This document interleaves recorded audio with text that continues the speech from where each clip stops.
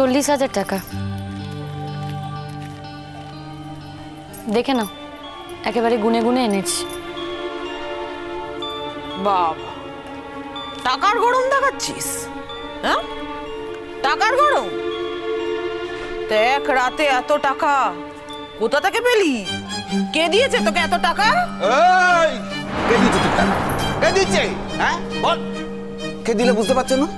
হ্যাঁ, তোমার মেয়ের চরিত্রটা তো ঠিক নেই, কাউকে আবার ধরেছে।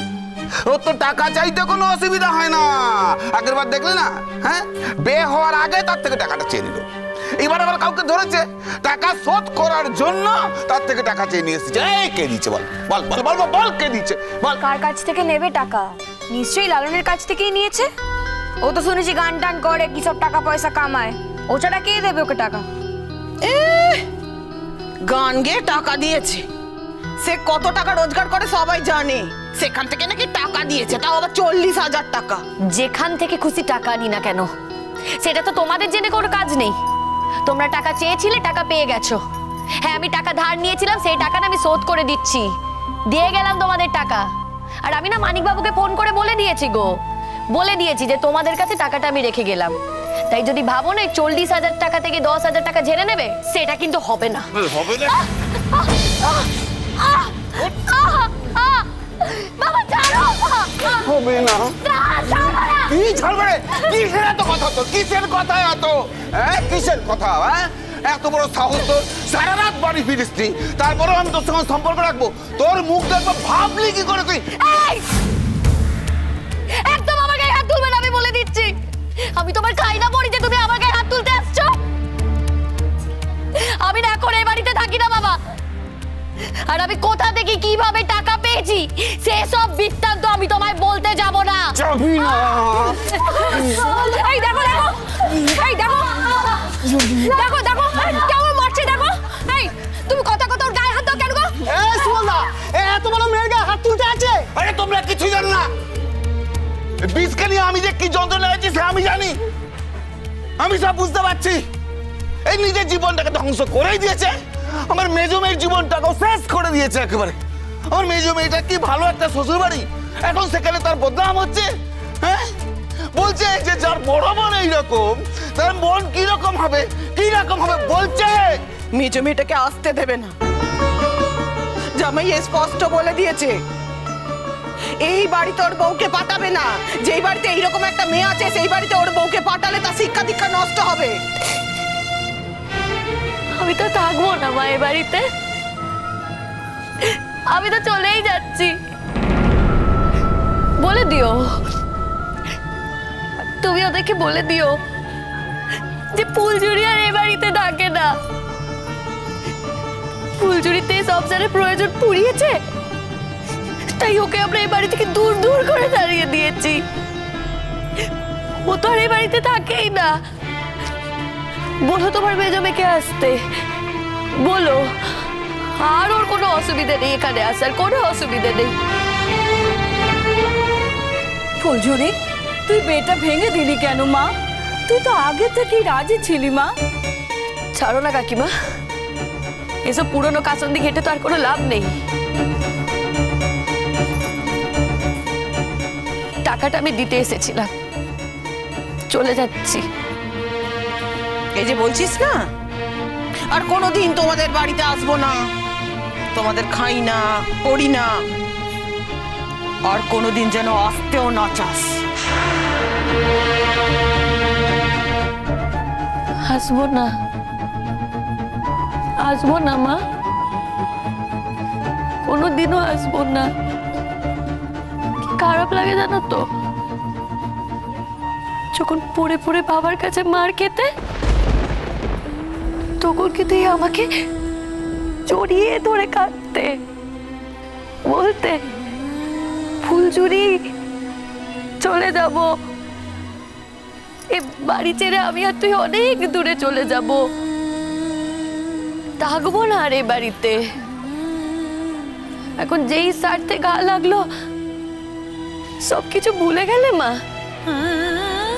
তুমি আর স্বপ্ন দেখো না না মা?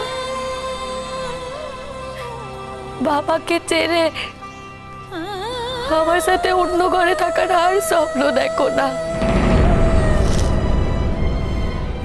ঠিক আছে, বেশ, তুমি থাকো বাবার কাছে। এরপরে যদি পড়ে পড়ে মার খাও না, ফুলঝুরি কিন্তু তোমাকে বাঁচাতে আসবে না,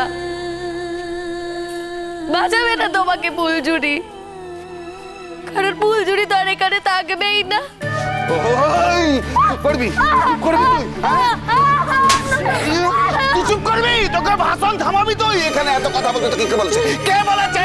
চুপ করবো না, চুপ করবো না। আমি আমার মুখ কাছে আমি না আরো বেশি বেশি কথা বলবো। কে ভেবেছো তুমি নিজেকে? কে ভেবেছো? আর আমার মা তো আমাকে বলেই দিয়েছে আমি যেন এখানে আর কোনোদিনও না আসি। আসবো না, আসবো না আমি এখানে।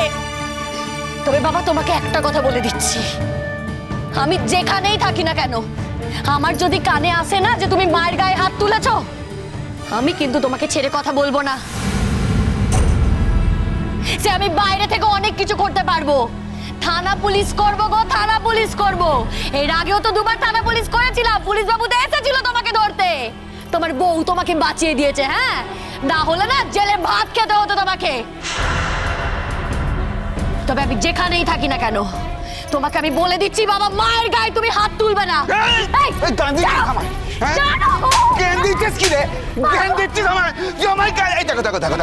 তোমার সবাই দেখো দেখো দেখো, জ্ঞান দিচ্ছে আমার, ঘর ছেড়ে বেরিয়ে গিয়ে জ্ঞান দিচ্ছে আমার।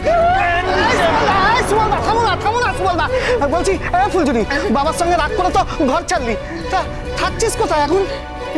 ভেবে নাও, যা খুশি ভেবে নাও তোমরা। আমার বাপ তো আমার চরিত্রের কালি লাগিয়ে দিয়েছে, ভেবে নাও সেরকমই কোথাও একটা আছি। এটাও ভেবে নাও, যেখান থেকে টাকা রোজগার করে যাওয়া যায় না, আমি সেখান থেকে টাকা রোজগার করে এনেছি। আমার বাপ তো আমাকে তাই বলেছে না, তোমরা যা ভাবার ভাবো, আমার কিচ্ছু যায় আসে না, আর আমি এর প্রতিবাদও করতে যাব না। আমাদের মুখ করছিস কেন? আমরা কি করেছি? তোদের তো বাড়ির মধ্যেই অশান্তি। তোর বাপ তোকে গায়ে হাত দিচ্ছে, তোর মা তোকে ঘর থেকে তাড়িয়ে দিয়েছে। আমরা তো তোর ভালোই চাই। কাল রাতে তুই কোথায় গেলি? কোথায় আছিস? কোথায় যাবে? কোথায় আবার যাবে? ওই তো বড় মা হাতে পায়ে ধরে বড় মার বাড়ি থেকে উঠেছে। হ্যাঁ, কদিন কদিন বড় মার বাড়িতে থাকবি গিয়ে? হ্যাঁ, দেখি কদিন থাকিস, আমিও দেখবো কদিন থাকছিস। চিন্তা করো না বাবা, যেখানেই থাকি না কেন তোমার বাড়িতে আসবোই না। ভেবে নিও, হ্যাঁ, ভেবে নিও যে তোমার বড় মেয়ে মরে গেছে। এই শোন, আমার সামনে না এসব নাকি কান্না কাঁদতে আসবি না।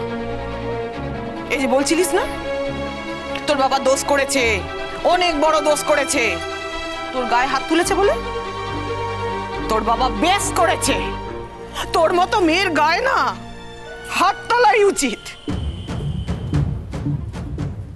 আমাদের মাথা নিচু করবি, তোর বাবার মাথা হেট করবি, আর আলা কিছু না। আমরা কিছু করলেই সেটা দোষের না। ভালো করে ভেবে দেখেছিস? একটা লোকের সঙ্গে বিয়ে ঠিক হয়ে গেছে তোর, তারপর ওই ছেলেটার সাথে মেলামেশা করছিস তুই। কত বড় অন্যায় করছিস তুই, ভেবে দেখেছিস? না না, এসব বিচার বিবেচনা তো তোর হারিয়ে গেছে না। বে করবো বে করবো বে করবো বে করবো হে দিয়ে মরছিলিস। একটা বিয়ে ঠিক করা হলো, ভালো একটা বিয়ে ঠিক করা হলো, তুই সেখানে নিজের ইচ্ছায় কাটান ঝাড়ন করে দিলি।